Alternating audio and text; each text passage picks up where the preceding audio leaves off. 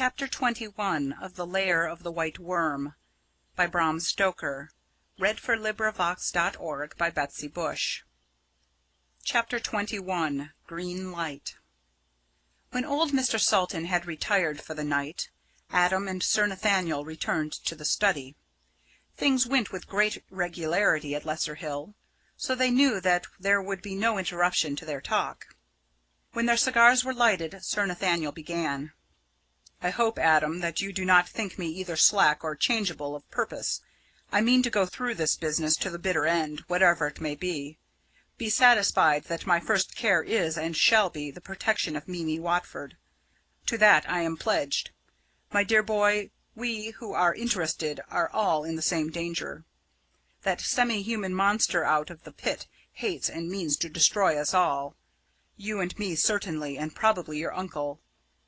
I wanted especially to talk with you tonight, for I cannot help thinking that the time is fast coming, if it has not come already, when we must take your uncle into our confidence. It was one thing when fancied evils threatened, but now he is probably marked for death, and it is only right that he should know all." "I am with you, sir. Things have changed since we agreed to keep him out of the trouble. Now we dare not. Consideration for his feelings might cost his life. It is a duty, and no light or pleasant one either. I have not a shadow of doubt that he will want to be one with us in this. But remember, we are his guests. His name, his honour, have to be thought of as well as his safety." "All shall be as you wish, Adam. And now as to what we are to do. We cannot murder Lady Arabella off-hand. Therefore we shall have to put things in order for the killing, and in such a way that we cannot be taxed with a crime." "It seems to me, sir, that we are in an exceedingly tight place. Our first difficulty is to know where to begin. I never thought this fighting an antediluvian monster would be such a complicated job. This one is a woman with all a woman's wit, combined with the heartlessness of a coquette. She has the strength and impregnability of a diplodocus.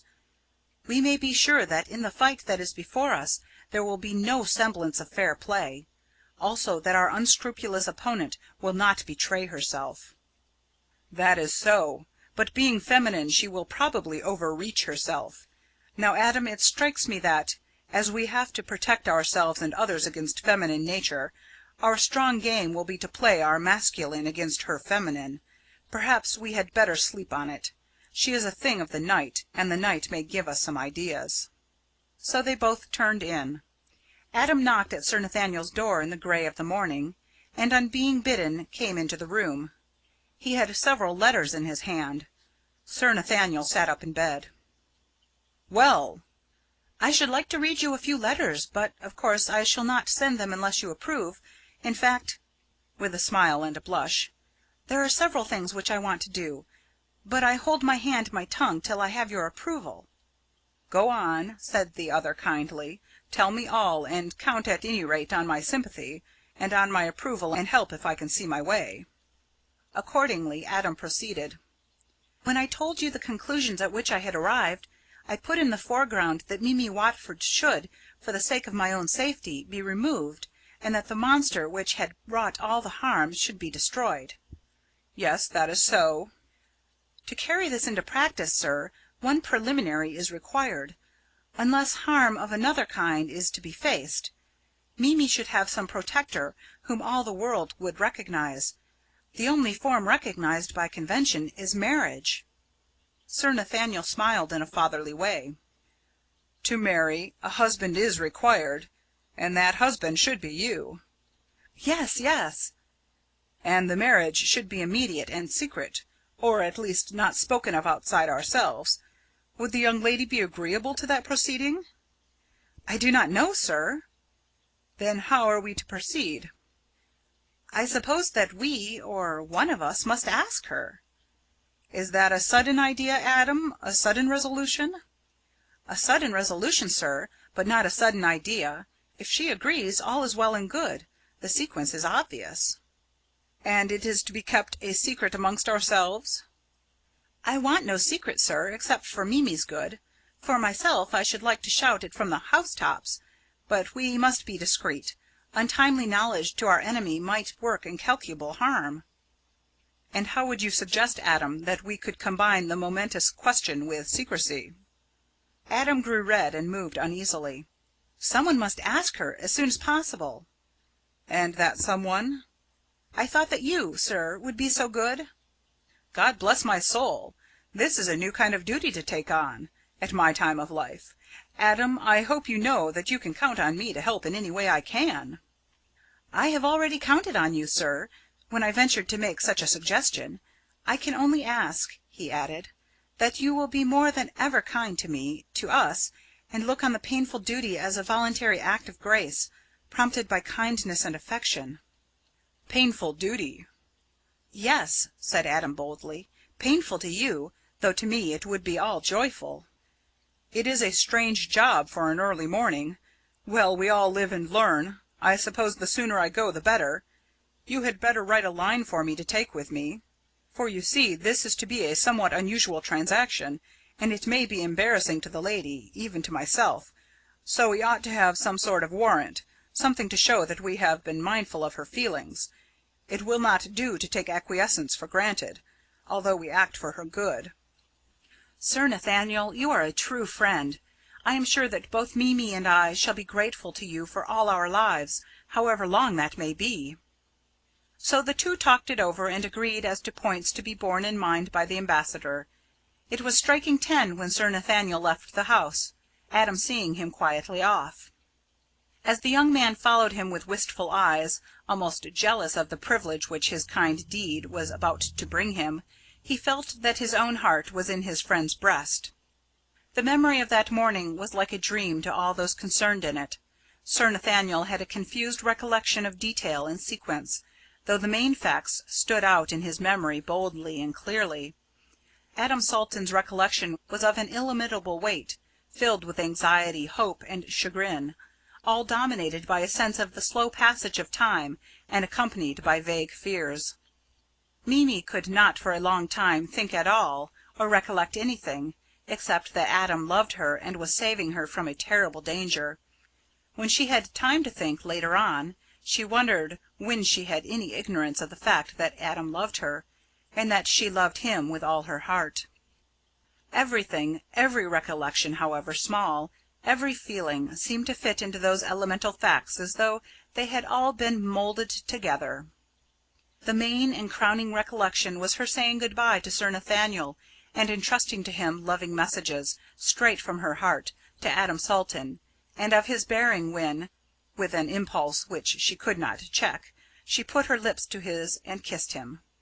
Later, when she was alone and had time to think, it was a passing grief to her that she would have to be silent, for a time, to Lilla on the happy events of that strange mission. She had, of course, agreed to keep all secret until Adam should give her leave to speak. The advice and assistance of Sir Nathaniel was a great help to Adam in carrying out his idea of marrying Mimi Watford without publicity. He went with him to London, and with his influence the young man obtained the licence of the Archbishop of Canterbury for a private marriage. Sir Nathaniel then persuaded old Mr. Salton to allow his nephew to spend a few weeks with him at Doom Tower, and it was here that Mimi became Adam's wife. But that was only the first step in their plans. Before going further, however, Adam took his bride off to the Isle of Man. He wished to place a stretch of sea between Mimi and the White Worm, while things matured. On their return, Sir Nathaniel met them and drove them at once to Doom, taking care to avoid any one that he knew on the journey. Sir Nathaniel had taken care to have the doors and windows shut and locked, all but the door used for their entry. The shutters were up and the blinds down. Moreover, heavy curtains were drawn across the windows. When Adam commented on this, Sir Nathaniel said in a whisper, "Wait till we are alone, and I'll tell you why this is done. In the meantime, not a word or a sign. You will approve when we have had a talk together." They said no more on the subject till after dinner, when they were ensconced in Sir Nathaniel's study, which was on the top story.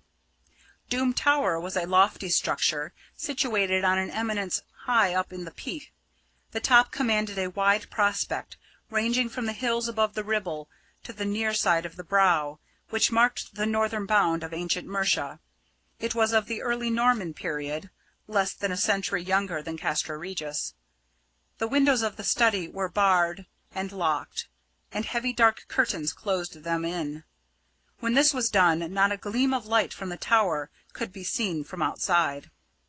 When they were alone, Sir Nathaniel explained that he had taken his old friend Mr. Salton into full confidence, and that in future all would work together.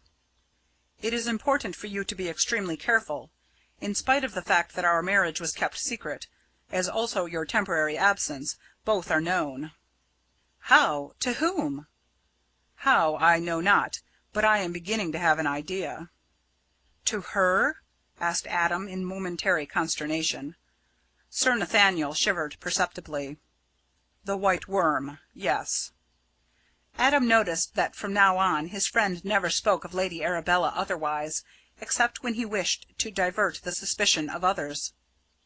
Sir Nathaniel switched off the electric light, and when the room was pitch dark he came to Adam, took him by the hand, and led him to a seat set in the southern window. Then he softly drew back a piece of the curtain and motioned his companion to look out. Adam did so, and immediately shrank back as though his eyes had opened on pressing danger. His companion set his mind at rest by saying in a low voice: "It is all right. You may speak, but speak low. There is no danger here at present." Adam leaned forward, taking care, however, not to press his face against the glass. What he saw would not, under ordinary circumstances, have caused concern to anybody. With his special knowledge, it was appalling, though the night was now so dark that in reality there was little to be seen. On the western side of the tower stood a grove of old trees, of forest dimensions. They were not grouped closely, but stood a little apart from each other, producing the effect of a row widely planted. Over the tops of them was seen a green light, something like the danger signal at a railway crossing. It seemed at first quite still, but presently, when Adam's eyes became accustomed to it, he could see that it moved as if trembling. This at once recalled to Adam's mind the light quivering above the well-hole in the darkness of that inner room at Diana's Grove, Oolanga's awful shriek, and the hideous black face, now grown grey with terror, disappearing into the impenetrable gloom of the mysterious orifice. Instinctively he laid his hand on his revolver and stood up ready to protect his wife. Then, seeing that nothing happened, and that the light and all outside the tower remained the same, he softly pulled the curtain over the window. Sir Nathaniel switched on the light again, and in its comforting glow they began to talk freely. End of chapter 21. This recording is in the public domain.